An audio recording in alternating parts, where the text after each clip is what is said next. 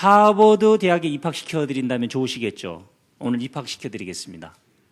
하버드 대학에 하버드 대학 4년 수업보다 더 효과를 볼 수 있는 책이 한 권 있다고 합니다.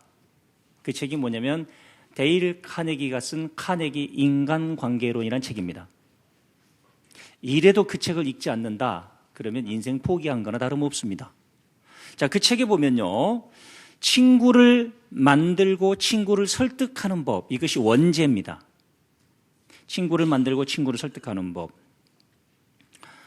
인간관계의 핵심 비결, 그리고 사람을 대하는 기본적인 테크닉, 환영받는 사람이 되는 비결, 호감을 얻는 방법, 상대를 변화시키는 방법, 행복한 가정을 만드는 비결 등을 다루고 있는데요. 그 책 1장에 보면 사람을 다루는 기본 테크닉, 첫 번째 조건이 사람들에 대한 비난, 비판, 불평을 삼가라. 그 책 3장에 보면 상대방을 설득하는 12가지 방법 중에 두 번째 방법은요, 상대의 인격을 존중하라, 상대의 잘못을 지적하지 말라. 네 번째 장에서 반감이나 반발 없이 상대를 변화시키는 9가지 방법이 있는데요. 그중에 세 번째 방법이 상대를 비판하기 전에 자신의 잘못에 대해서 먼저 얘기하라. 공통점이 있죠. 연말을 맞이해서 저는 지난주 이어 이번 주까지 관계에 관련된 설교를 하고 있습니다. 왜냐하면 우리가 인생을 살면서 복이 닫혔다, 성장이 멈췄다. 그 핵심 키워드가 뭘까? 관계라는 단어를 점검해 봐야 합니다. 송년주의를 맞이하고 있거든요. 너무너무 힘들었을 겁니다. 3대 심리학자가 있죠. 프로이드, 아들러, 빅터 프랭클이 있는데 최근에 아들러의 심리학을 근간으로 해서 기시미 이치로라는 사람이 미움받을 용기란 책을 내놓았습니다. 그 책 2장에 보면 모든 고민은 인간관계에서 비롯된다라고 얘기했습니다. 모든 고민은 인간관계에서 비롯된다. 한번 생각해 보세요. 1년 동안 사람 때문에 제일 힘들었을 겁니다. 하나님은 사람을 통해서 일하셨어요. 무슨 얘기냐면 사람을 통해 복을 주신다는 얘기예요. 사람을 통해 우리를 훈련하신다는 얘기예요. 사람을 통해 우리의 인격을 다듬으신다는 얘기예요.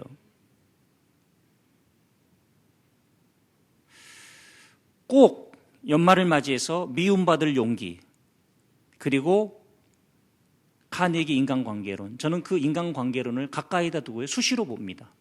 잊을만 하면 또 보고. 이 두 권의 책은 꼭 읽으셨으면 좋겠어요. 한 권의 책은 제가 간접 광고를 하고 있는 겁니다. 예. 자, 그러면서 우리는 인간관계를 점검하기 위해서 성서 속으로 들어가야 되는데요. 오늘 본문은 이렇게 시작합니다. 내 형제가 죄를 범하거든. 형제입니다. 어떤 사람이 죄를 범하거든이 아니에요. 이방인이 죄를 범하거든도 아니에요. 이 얘기는 무슨 얘기냐면 공동체의 구성원입니다. 교회로 얘기할 것 같으면 성도가, 우리 교회 다니는 일꾼들이, 이런 얘기입니다. 죄를 범하거든, 죄입니다. 분명한 죄입니다. 죄를 범하거든 너는 가서 그 사람과만 1대1로 이야기하라는 겁니다. 권고하라. 예, 권고하라. 예를 들면 간만에 누구에게 초청을 받아서 백화점이 아니라 호텔에 식사권을 초대받아서 주차장에서 차를 세우고 엘리베이터로 올라가는데 우리 교회 성도님이, 부부가 아닌 분이 엘리베이터를 같이 탔다. 그럼 보통 사람들은 이렇게 얘기합니다. 어느 집사님한테, 목장 식구한테 나 그거 봤다고. 느낌이 있지요. 아, 그분들이 당당하게, 아유, 집사님 안녕하세요. 예. 오늘 여기 우리 목장 식구가 초대해서 여기 왔습니다라고 하면 아무 문제 없는데 아주 어색해하고 막 어쩔 줄 몰라 하면 그럼 100% 문제 있는 겁니다. 그럼에도 불구하고 아직 그 죄악이 드러난 건 아닙니다. 둘이 올라가서 손잡고 기도했는지 통성 기도했는지 누가 할 일입니까? 그럼에도 불구하고 성서는 첫 번째 과정으로 그 사람을 찾아가서 1대1로 이야기를 합니다. 집사님, 그렇게 많은 시간 동안 성도님 그렇게 많은 관계성 속에서 이것을 보게 한 이유는 하나님께서 회개할 기회를 주신 것 같습니다. 그분이 설득을 하면 회개하는 단어도 쉽게 쓰지 마시고 혹시 제가 너무 그 사실이 마음에 좀 자꾸 눈에 밟히는데 어떻게 된 건가요? 하나님이 어떤 사인을 주신 것 권면하라는 얘기입니다. 그래도 말을 듣지 않으면 죄인입니다. 두 사람이 함께 가서, 그런데 그 두 사람도 누구랑 함께 가야 하냐면 그 사람에게 영향력 있는 사람을 찾아야 됩니다. 그 사람을 우리 교회에 누가 전도했는지, 목장 리더는 누군지, 그 사람이 평상시 우리 교회에서 누구를 가장 좋아했는지 그 두 사람을 데려가서 권면해야 됩니다. 그래도 말을 듣지 않거든 교회에 말해야 합니다. 교구 목사님들께 말씀드리고 교구 담임 목사님들이 우리는 성서는 3단계, 4단계를 얘기하지만 저는 여기서 한 단계를 하나 더 확장시켰습니다. 교구 목사님들이 일단 얘기하고 권면합니다. 그래도 말을 듣지 않거든 저와 장로님들이 만납니다. 그래도 말을 듣지 않거든 이방인처럼 치리하라는 얘기입니다. 버리라는 얘기입니다. 왜? 한 사람이 또 다른 사람을 힘들게 하고 공동체를 힘들게 할 수 있기 때문입니다. 그렇습니다. 오늘 성서는 우리에게 이것을 통해서 무엇을 말씀하고 있냐면 가장 첫 번째는 이 과정을 밟았느냐는 겁니다. 이 과정을 밟았느냐. 누군가의 죄를 봤을 때 정말 누구에게도 말하면 안 됩니다. 말하면 알려지면 그 사람이 회개할 시간을 놓쳐버려요. 이 중에 완전한 사람 한 명도 없습니다. 그 사람이 회개할 기회를 놓쳐버리고 그에게 회개할 기회를 제공하지 않았다는 얘기는 그의 죄에 상응하는 죄를 우리가 범한 겁니다. 성서는 이렇게 죄인이 회개하고 돌아오기를 간절히 바라고 있어요. 그런데 첫 번째로는 이 죄인을 향한 과정을 제대로 밟았느냐. 두 번째 질문은 뭐냐면은 죄인에게도 이렇게 해야 되는데 죄에 대해서도 이렇게 해야 되는데 어떤 사람의 단점이나 모순이나 어리석음이나 실수에 대해서는 어떻게 했습니까? 어떻게 하고 사셨습니까? 이 부분에 대해서 엄격히 경고하고 있습니다. 미움받을 용기란 책에서 모든 고민은 인간관계에서 비롯된다. 그러면 스스로 점검해 봐야 돼요. 나는 누군가의 단점을 봤다거나 마음에 들지 않은 것을 봤다거나 죄는 둘째치고 쉽게 발설하고 쉽게 누구한테 얘기하고 표준어입니다. 뒷담화를 한단 이유는요. 우리 안에 상처가 있기 때문이에요. 아들 너는 열등감으로 봤습니다.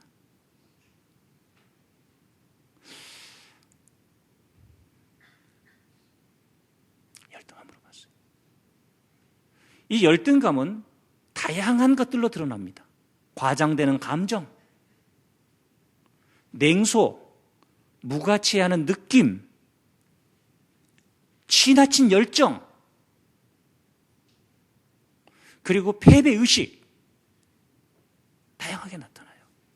그래서 우리 안에 그런 상처와 열등감이 있기 때문에 누군가의 잘못을 보면 그것을 공격해서 뒷담화를 해야 내 안에 있는 상처가 방어 기제가 공격으로, 그래서 나름 그것으로 보상을 받고 상처가 조금 치유되는 듯한 느낌을 가질 텐데 영원한 나락으로 빠져나올 수 없는 곳으로 자기 자신을 몰고 가는 겁니다.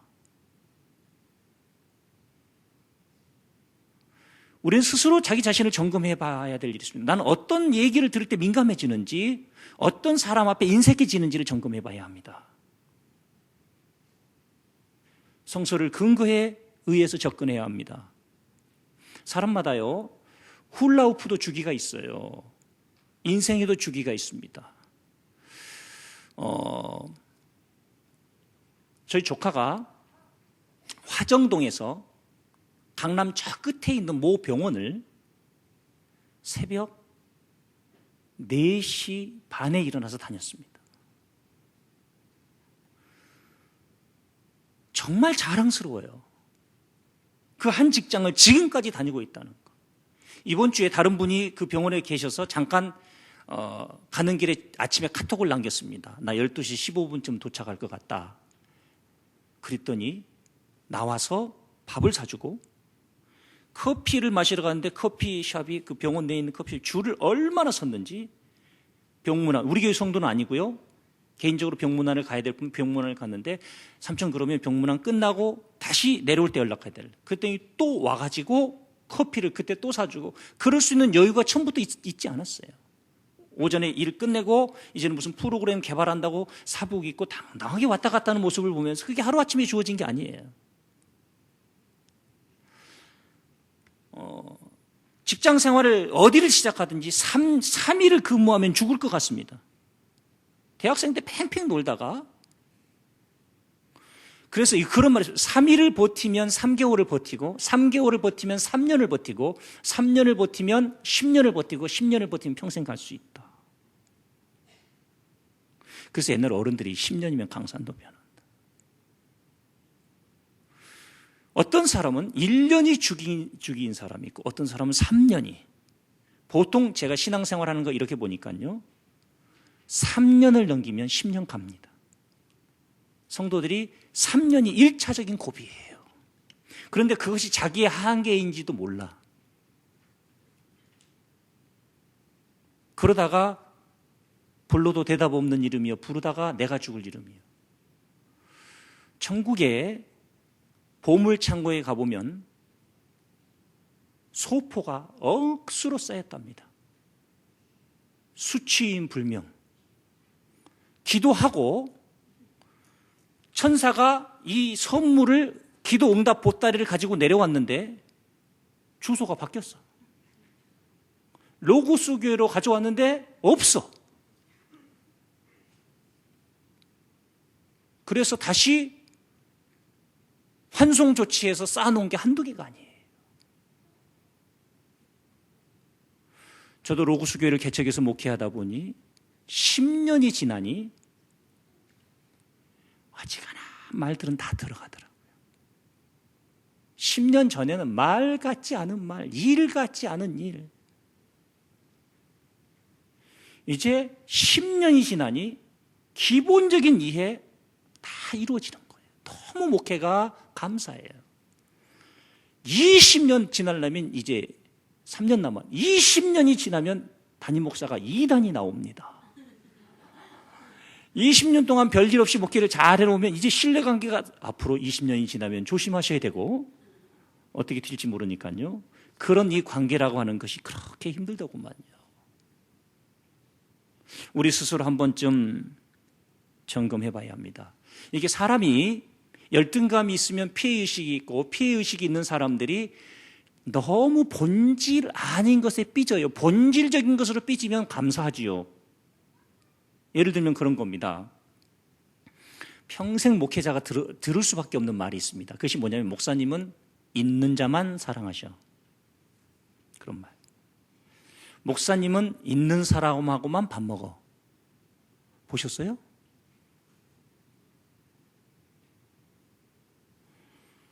제 입장에서는요. 밥을 누가 먹자고 하면 먹자고 했으니까 먹었을 뿐이에요. 먹자 말을 안 했으니까 못 먹은 거예요.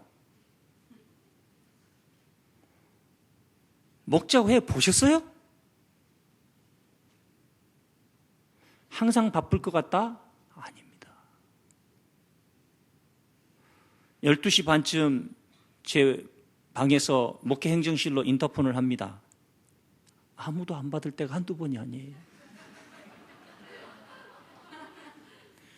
당연히 저는 성도들과 좋은 음식 먹고 늘 바쁘게 움직이는 줄 알고 자기들끼리 갔어요. 야, 그러면 전화를 해요. 혹시 가면 따라가려고. 노관사니까 어디야? 그러면 거의 다 끝났어요. 야, 그러면요. 혼자 어디 가서 밥 먹기가 참 절대 혼자 밥 먹지 마세요. 꼭 친구랑 드셔야 됩니다. 혼자 더군다나 목사가 어디 가서 혼자 밥 먹는다 그럼 교회 그림 다 베립니다. 이거 따라합시다. 혼자 밥 먹지 말자. 혼자 밥 먹지 말자. 반드시 담임 목사님과 먹자. 그건 안 따라해. 그래서요, 아내에게 전화해서 여보, 김밥 한 줄만 사와. 그래서 혼자 먹은 게 1년에 한 15끼는 됩니다. 그거 자기가 만든 장벽이에요. 먹자고 해서 먹은 거고 먹자는 얘기 안 해서 못 먹은 거라니까. 단지 집안에 힘들고 어려운 일이 있고 난 다음에 고마운 마음으로 섬기려고 할 때는 제가 정중하게 거절합니다. 그러지 않으셔도 된다고. 예. 아니, 목사님 그래도 꼭 식사 한번 하죠. 아니, 그러지 않으셔도 된다고. 제가 2번까지 거절하는데요. 3번까지 고면하시는 분이 없어요. 딱 입 닦아버리대 또. 3번 정도 얘기하시면 가요. 어떤 집은요, 뺏어 먹는 경우가 있어요. 밥 사라고. 좋은 일이 있으면요, 그 밥 뺏어 먹는 게 크게 보통 감사한 일이 아닙니다. 그 밥 먹으면서 하고 싶은 얘기를 해야 되는데 그분들 제가 밥을 뺏어 먹는 이유는 입을 뒤집쓰고 집에서 얘기하다가 숨 막혀 죽을까 봐 지금 불러내는 거예요, 그게.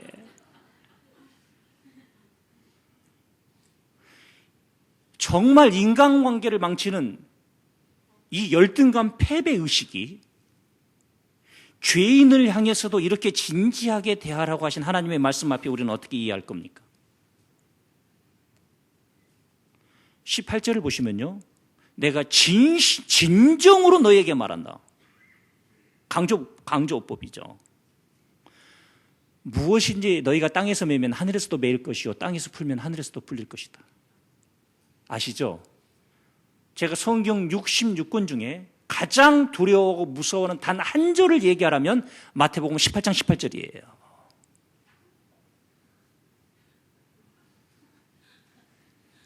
아주 외우기도 너무 좋아요. 혹시 어디 길을 가시다가 제 입에서 욕 비슷한 게 나왔다. 그러면 욕이 아니라 제가 마태복음 18장 18절을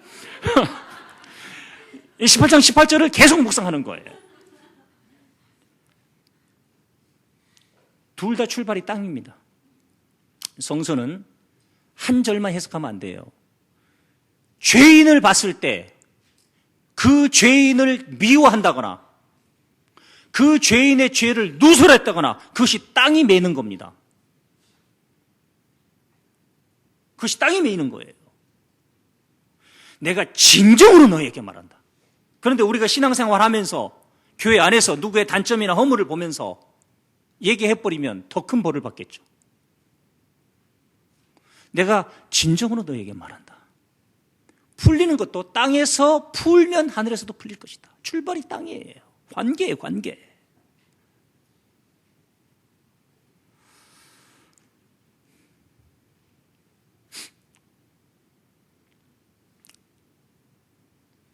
그렇게 된 자에게 19절을 보시면요, 마태복음 18장 19절, 내가 진정으로 거듭 너에게 말한다. 또 강조하고 있습니다. 내가 진정으로 거듭 너에게 말한다. 너희 가운데 두 사람이 땅에서 합심하여, 땅입니다. 무슨 일이든지 구하면 하늘에 계신 내 아버지께서 그들에게 이루어 주실 것이다. 백지수표입니다. 혹시 외국 생활하신 분들은 백지 체크를 받아보신 적 있습니까? 그냥 수표가 미리 발행되고 거기다가 액수를 쓰고 사인하면, 그리고 그것을 은행에다 집어넣으면 은행에서 현금으로 줍니다. 무슨 일이든지 구하면 하늘에 계신 내 아버지께서 그들에게 이루어 주실 것이다. 백지수표입니다. 제가 성서를 연구하면서 또 다른 백지수표가 두 곳에 있는 것을 봤는데요, 마태복음 6장 33절입니다. 너희는 먼저 그의 나라와 그의 의를 구하라. 그리하면 이 모든 것을 너에게 더하여 주시리라. 이 모든 것을 너에게 더하여 주시리라. 그 나라와 그 의를 구한다는 건 잘 아시는 거죠? 하나님이 우리를 통치하시는 거. 우리의 삶의 통치권이 하나님께 있는 겁니다. 말씀이 우리를 통치하시는 거. 그리고 그분의 도덕률, 하나님 나라의 윤리를 지키면서 살아가는 거. 그리하면 이 모든 것을. 그런데 이것은 우선순위를 얘기합니다. 먼저예요, 먼저.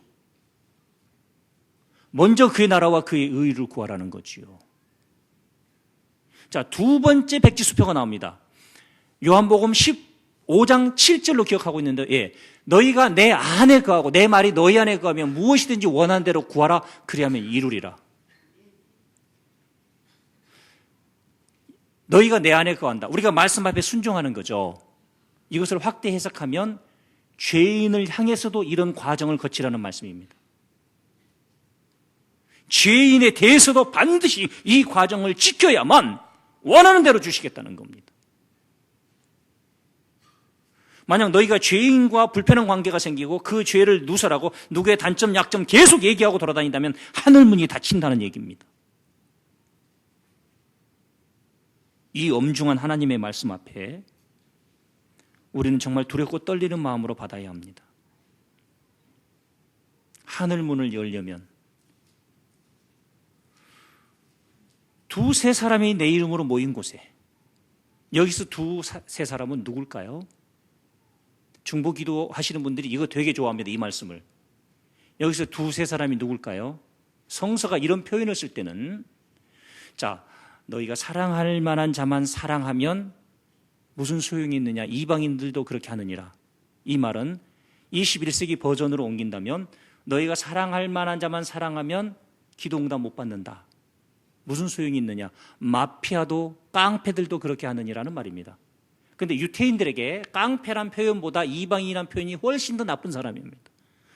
깡패는 동족이라고 생각할 수 있고 이방인은 이방인입니다. 그들은 이방인에 대한 생각이 치를 떨었죠. 이렇게 성서가 이야기하고 있습니다. 그렇다면 두세 사람이 누구냐? 죄인입니다. 그 사람과 기도할 수 있어야 합니다.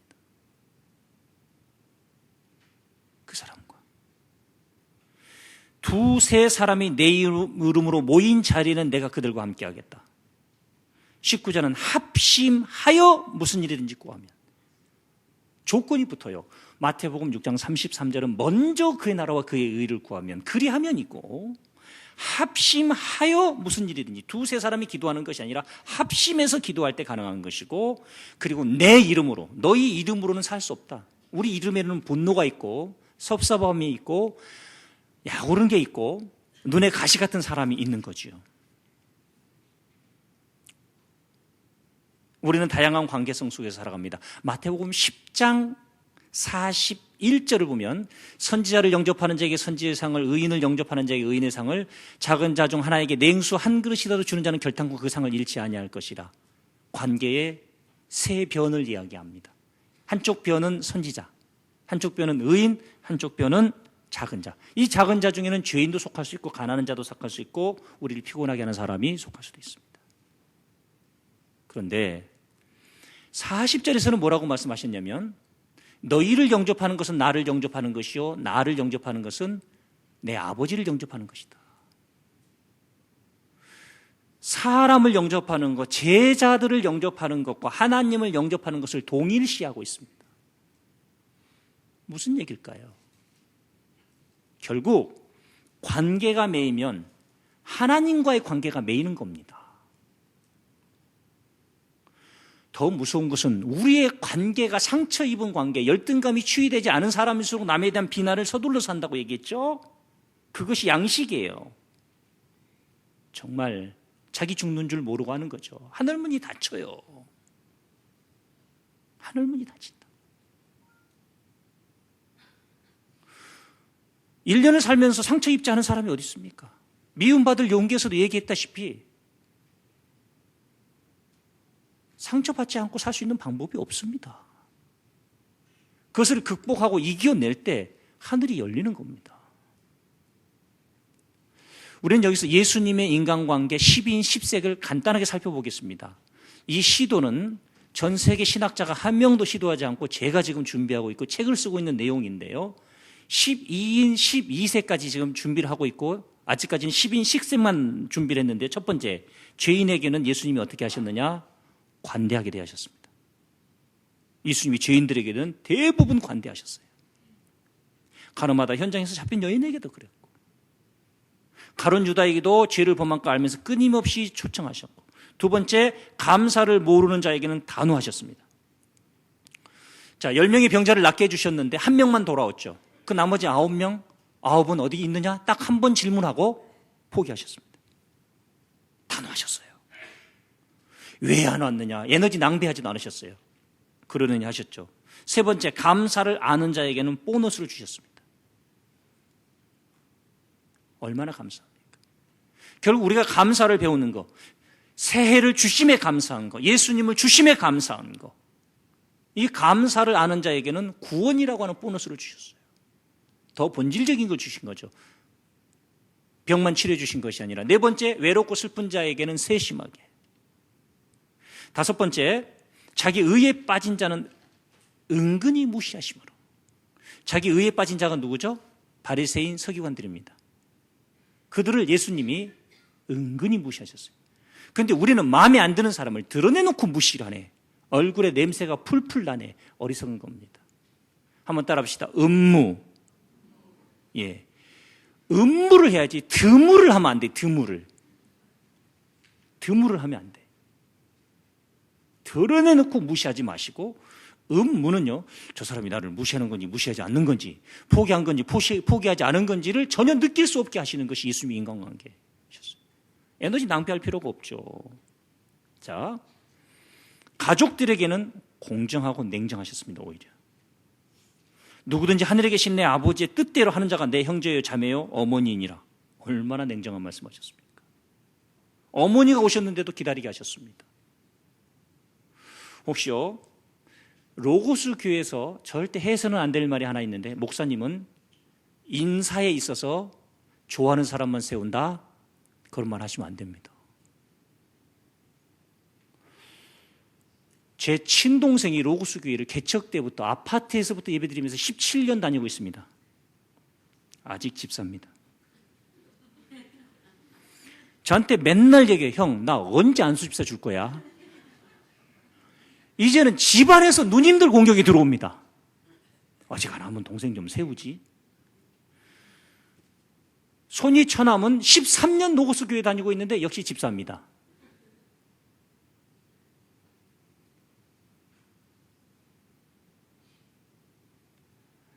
무슨 말인지 아셨죠?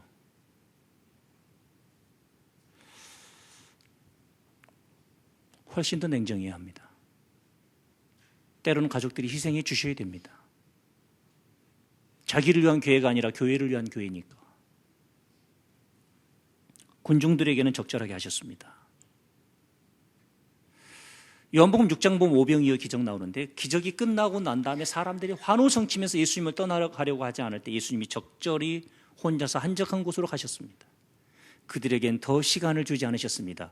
군중이라고 하는 것 속성이 그렇습니다. 여덟 번째, 잘 섬기는 자에게는 친밀한 사랑으로. 마리아와 마르다의 가정은 늘 마음의 고향이셨어요. 예수님도 정서적으로 고독할 때가 있어요. 참 묘하죠. 참 묘하죠. 오늘의 제가 있도록, 제가 당진 합덕에서 교회 개척해서 목회할 때 저를 목사로 만들어주며 아름다운 섬김의 두 가정이 있는데,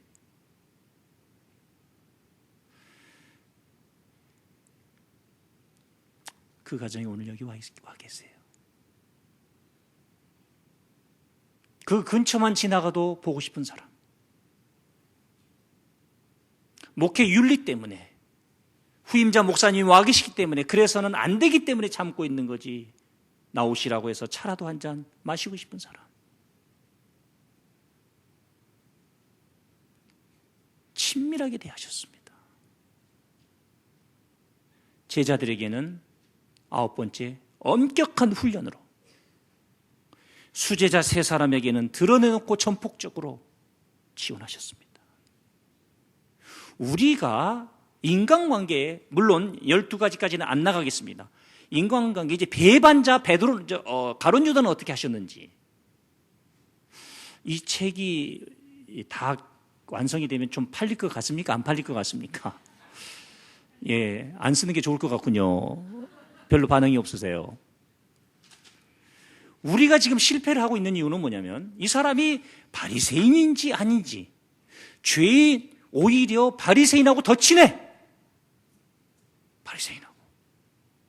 그리고 죄인을 예수님 마음으로 대하지 못해. 예수님도 받아들인 죄인을 못 받아들이고 예수님도 사랑하시고 덮어주신 죄인을 사랑하지 못한다면 우리는 정말 엄청난 회개를 해야 합니다. 우리 로고스 교회는 어떤 사람들로 채워지기를 원하십니까? 내가 진정으로 거듭 너에게 말한다. 땅에서 매면 하늘에서 매일 것이다. 땅에서 풀면 하늘에서도 풀릴 것이다.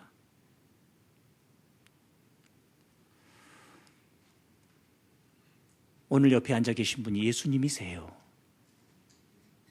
그리고 내 눈에 가시 같은 사람이 있으면 복받을 기회입니다. 자, 병원에 가면은 진단을 하죠, 의사 선생님들이. 그죠? 그래서 이것은 약을 먹어야 됩니다. 수술을 해야 됩니다. 뭐 혈압이 얼마가 올랐습니다. 콜레스테롤 수치가 어떻습니다. 당뇨가 어떻습니다. 식이요법으로 가능합니다. 안 됩니다. 약을 드셔야 됩니다. 이건 수술해야 될 큰 병입니다. 드러났습니다. 그럼 아파요. 힘들죠? 그리고 수술하는 게 무서워서 병원을 안 가고 평생 돌아다니다가 야인처럼 사는 사람 보고 뭐라고 할까요? 정신 나간 분이라고 그러겠죠. 그거나 교회 안에서 내 상처가 드러난 거예요. 내 아픔이 드러난 거예요. 그래서 도망가는 거나 똑같은 겁니다.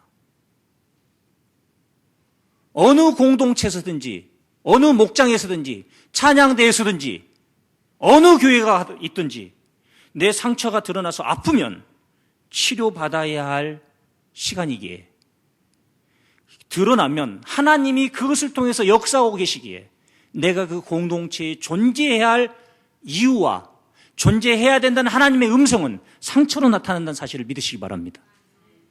이것을 극복할 때 하늘문이 열립니다. 기도하겠습니다. 아버지 하나님 은혜와 사랑을 감사합니다. 우리가 너무 어리석어서 하늘문을 닫아버릴 때가 많았습니다.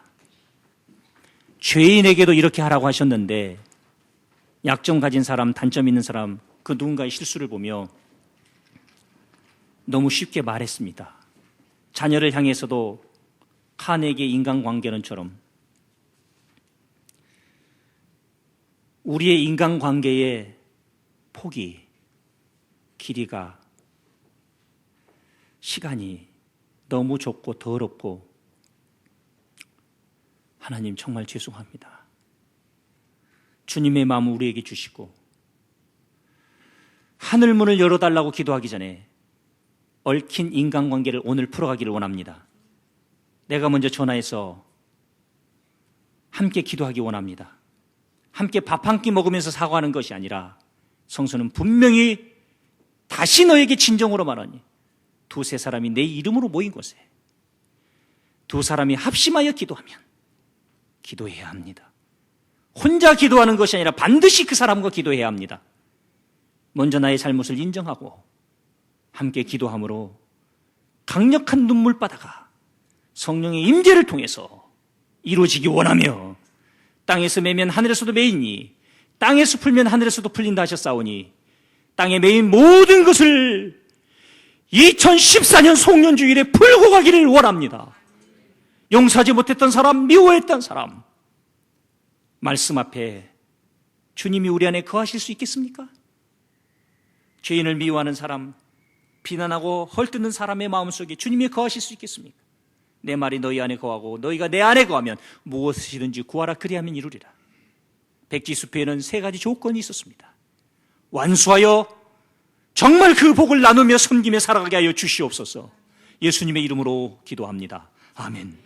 이제는 우리 주 예수 그리스도의 은혜와 하나님 아버지의 극진하신 사랑하심과 성령님의 인도 교통 보호하심이 그 사람과의 막힌 관계를 풀고 하늘문이 열리는 것을 체험하고 2015년 멋있는 축복의 중심부에 설 것을 믿는, 그것을 위해서 행동하기를 결단한 로고스 가족들을 위해 일터 사업장 자녀들을 위해 영원토록 함께 계시기를 축원하옵나이다. 아멘.